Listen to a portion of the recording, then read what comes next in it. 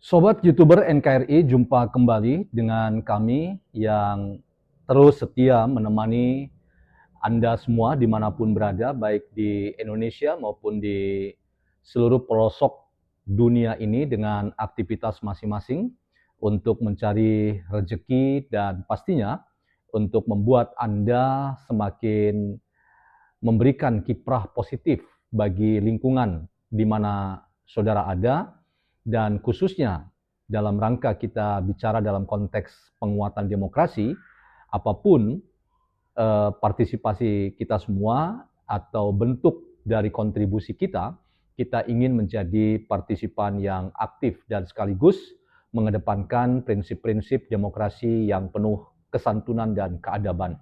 Nah, teman-teman, sekalipun masa kampanye itu belum tiba ya. Jadi masih panjang ya, 3 tahun lagi kita baru akan berkampanye untuk pemilihan presiden ya, 2029. Sekarang 2026, 27, 28, 29. Dan rasanya baru kemarin kita melihat panasnya eh, masa kampanye ya, pemilihan presiden dan pemilu-pemilu lainnya seperti legislatif dan seterusnya.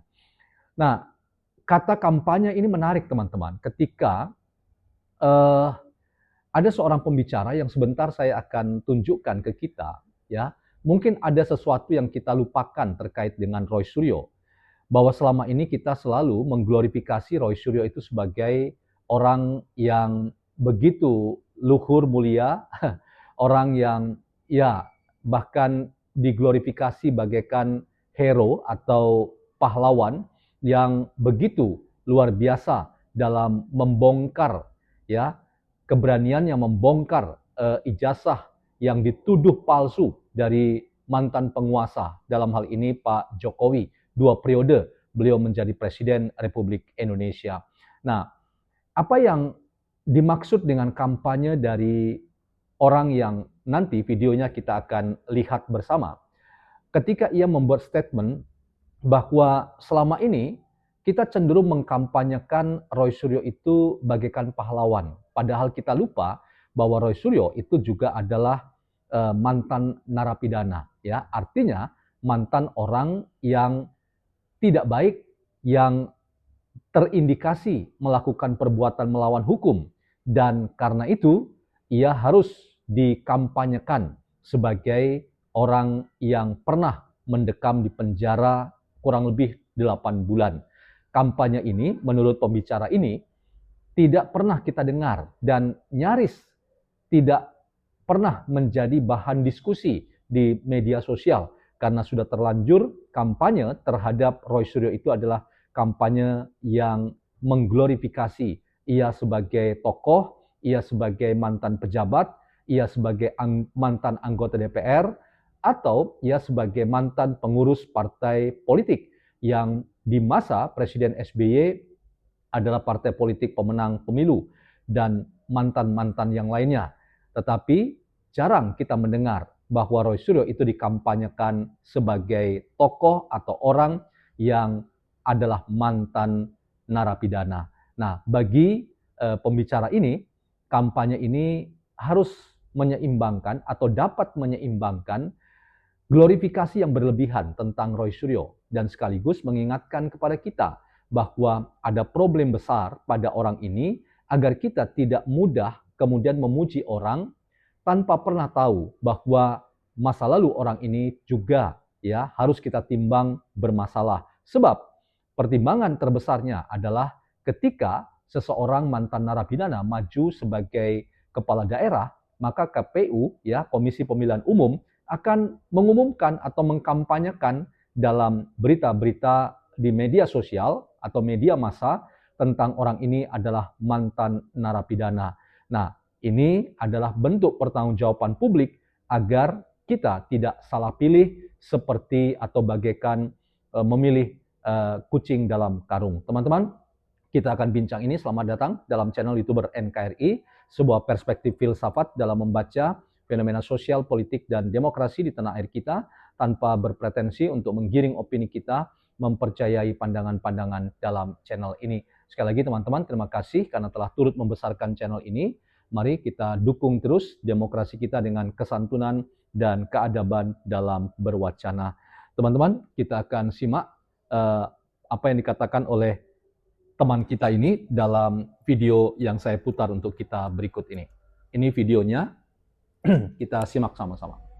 Rio ini juga harus kita kampanyekan bahwa dia mantan penjahat. Kalau kita review ke belakang, Pak Roy Suryo Chios ini mantan penjahat ini Bang Srian. Dia ditahan, diputuskan oleh pengadilan 8 bulan penjara. Dia muat meme stupa Borobudur itu ya. Nah artinya secara hukum Roy Suryo ini terbukti dia mantan narapidana Bang Srian.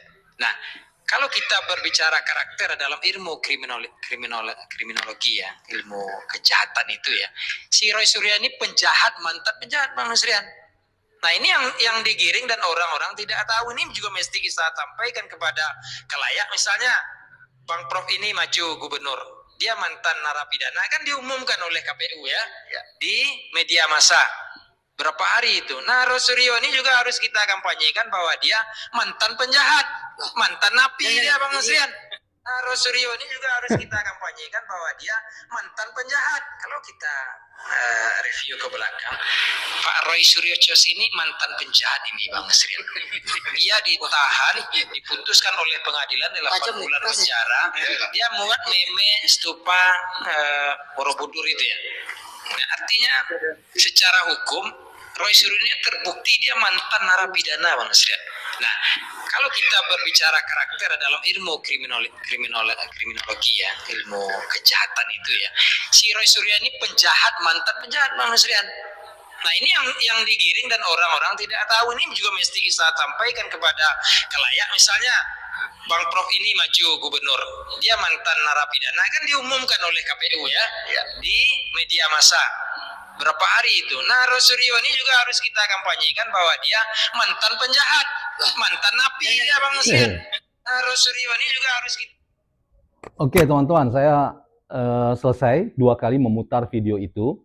Nah, apa yang menarik dari yang berbicara ini ya, saya tidak tahu siapa namanya, tapi akun TikTok, ini video shortnya itu adalah channel Politik Dagelan ya. Teman-teman bisa cari siapa identitas dari sang pembicara itu. Nah, poin kita dalam konteks kita ini, menurut saya, kalau kita bicara kampanye, ya, soal kampanye itu berarti memperkenalkan diri atau memperkenalkan orang lain tentang reputasi, rekam jejak, dan sekaligus, ya, adalah cara seseorang menjual dirinya atau orang lain menjual, ya, seorang calon untuk bisa sukses dalam sebuah pemilu misalnya. Nah, tadi diibaratkan seperti orang yang akan maju dalam pilkada ya, sebagai orang yang akan ikut dalam kontestasi gubernur atau wali kota atau bupati. Nah, tetapi yang bersangkutan itu adalah seorang mantan narapidana atau mantan orang yang pernah melakukan kejahatan tertentu ya, yang pernah dihukum ya. Maka ya, saya belum terlalu pasti apakah memang ada peraturan seperti itu. KPU akan mengumumkan seseorang yang mantan narapidana itu yang maju dalam sebuah pemilu ya, misalnya pemilu kada ya di daerah tertentu. Dan bahkan tadi disebutkan KPU akan mengumumkan di media massa beberapa hari, dan itu diiyakan oleh pembicara dalam forum itu. Nah, kalau itu menjadi referensinya teman-teman, maka kalau kita ingin geser ini ke Roy Suryo, maka ini menarik ya, sekaligus ini mengingatkan kita ada sesuatu yang kita lupakan tentang Roy Suryo yang selama ini sudah terlanjur kita mengglorifikasi Roy Suryo itu sebagai hero atau pahlawan atau sebagai orang yang telah berjasa karena berani ya, sampai hari ini berani membongkar ijazah Pak Jokowi yang dituduhnya sebagai berijazahkan palsu. Bahkan ya, narasi terakhir itu sudah sangat nista tuduhannya dan fitnahannya sudah sangat luar biasa. Bahkan disebutkan ya bahwa Pak Jokowi itu menurut Roy Suryo memelihara kodok, memelihara binatang tertentu yang itu adalah binatang-binatang mistik dalam dunia ya mitologi Jawa, dan itu seringkali dikaitkan dengan tradisi pesugihan atau tradisi untuk memperkaya diri dengan ritual-ritual yang tidak lagi mengedepankan ya keyakinan keagamaan, tetapi sudah penuh dengan penggunaan kuasa-kuasa kegelapan. Bahkan ya terakhir juga Roy Suryo mencoba mengkampanyekan Pak Jokowi itu dengan pencitraan yang gila-gilaan ya, kata Roy Suryo. Gila-gilaan dalam arti ya ketika mulai mobil SMK itu muncul, itu dikaitkan dengan Pak Jokowi sampai dengan masuk ke gorong-gorong ya di Jakarta sebagai gubernur Jakarta, itu adalah cara Pak Jokowi untuk mencitrakan dirinya sebagai pemimpin yang peka, peduli, pemimpin yang populis, pemimpin yang dekat dengan rakyat.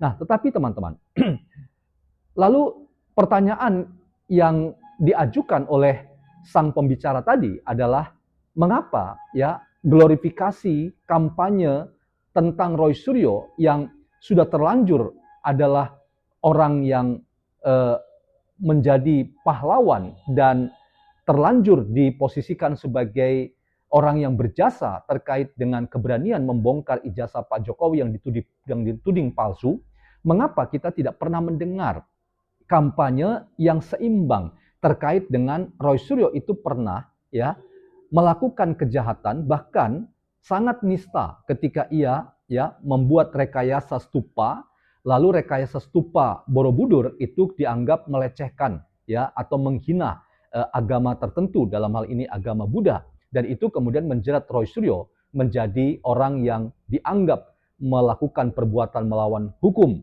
dan karena itu Roy Suryo kemudian mendapat keputusan hukum tetap bersalah, divonis bersalah terkait dengan itu, dan tadi pembicara tadi katakan 8 bulan Roy Suryo mendekam di penjara. Artinya Roy Suryo itu adalah orang yang pernah melakukan kejahatan. Makanya tadi diulang-ulang beberapa kali mantan penjahat atau mantan narapidana, dan ini ya kalau kita mau fair, kalau kita mau adil, harusnya ini menjadi catatan sebagai kampanye seimbang ketika kita selalu mendengar Roy Suryo itu adalah pahlawan, hero. Roy Suryo itu adalah orang yang ya diposisikan sebagai orang yang berani untuk membongkar skandal ijazah Pak Jokowi yang dituding sebagai ijazah palsu dengan angka yang tidak main-main, 99,9% adalah palsu. Nah, inilah teman-teman yang bagi pembicara tadi, ia mau mengingatkan kepada kita harusnya ya ketika membaca Roy Suryo dan rekam hidupnya, termasuk dalam konteks ilmu kejahatan, kriminologi ya, mungkin dia pakar dalam bidang itu atau ia sengaja menyitir atau mengutip sebuah perspektif dalam bidang ilmu kriminologi, ilmu kriminal atau ilmu kejahatan untuk menegaskan bahwa seseorang itu punya masa lalu, dan ketika kita hanya melihat seseorang itu dari suksesnya ya dalam rangka hidupnya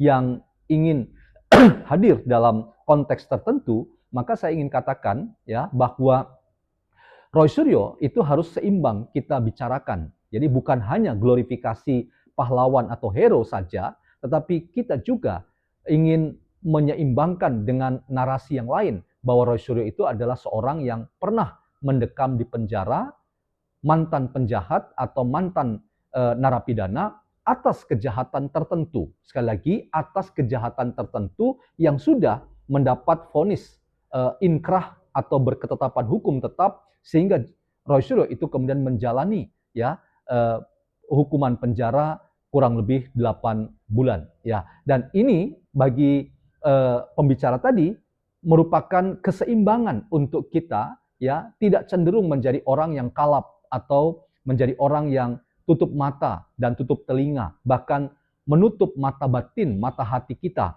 bahwa glorifikasi terhadap seseorang, ya siapapun ia, dalam konteks ini Roy Suryo, itu harusnya membuat kita juga seimbang dalam melihat bahwa ada problem serius terkait dengan orang ini yang bernama Roy Suryo. Jangan-jangan terkait dengan rekayasa terhadap ya stupa Borobudur yang membuat ia menjadi tersangka lalu terpidana, itu kemudian kita mau geser ke persoalan ijazah Pak Jokowi. Jangan-jangan kita harus terbuka juga pada perspektif bahwa ada masalah yang serius terkait dengan Roy Suryo yang jangan-jangan ini adalah sebuah pernyataan ya yang berisi kebohongan belaka. Artinya analisisnya yang belum tentu meyakinkan, bahkan dalam podcast antara Irjan Mosato dengan Eli Danetti kembali diungkap ke permukaan terkait dengan 49 halaman yang menjadi buku sumbangan Roy Suryo terhadap buku Jokowi White Paper, itu juga tidak meyakinkan kita apakah benar 49 halaman itu membuktikan Roy Suryo adalah pakar telematika yang angka menyebut ijazah Pak Jokowi itu palsu, 99,9% adalah palsu. Nah, inilah yang kemudian membuat kita jadi mengerti mengapa kubu Roy Suryo sekarang sangat ya berkeinginan untuk kasus ini dihentikan atas banyaknya alasan-alasan yang tidak masuk akal. Misalnya alasan sudah melampaui 14 hari sampai 3 bulan dan ini dianggap melanggar hukum acara pidana, padahal ya pakar hukum yang lain seperti Bang Egy Sujana sudah mengingatkan 14 hari ya kewajiban untuk menyerahkan kembali ya berkas yang direvisi itu hanya terjadi kalau tersangkanya ditahan. Tetapi karena tersangkanya tidak ditahan, maka kewajiban untuk memenuhi 14 hari itu tidak mutlak dan karena itu bisa dikesampingkan.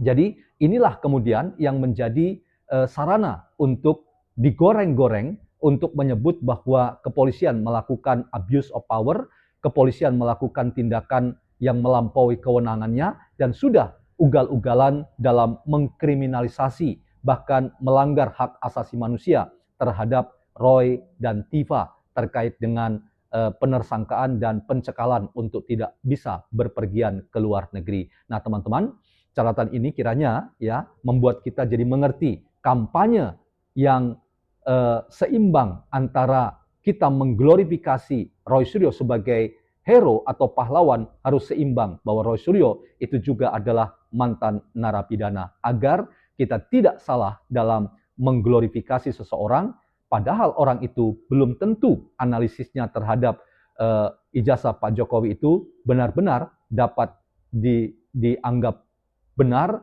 dan ilmiah dan tidak masuk ke dalam wilayah yang dulu pernah Roy Suryo alami ketika ia dijadikan sebagai terpidana terkait dengan masalah stupa Candi Borobudur yang membuat ia harus mendekam di penjara. Inilah catatan saya teman-teman, semoga ada manfaatnya dan salam YouTuber NKRI.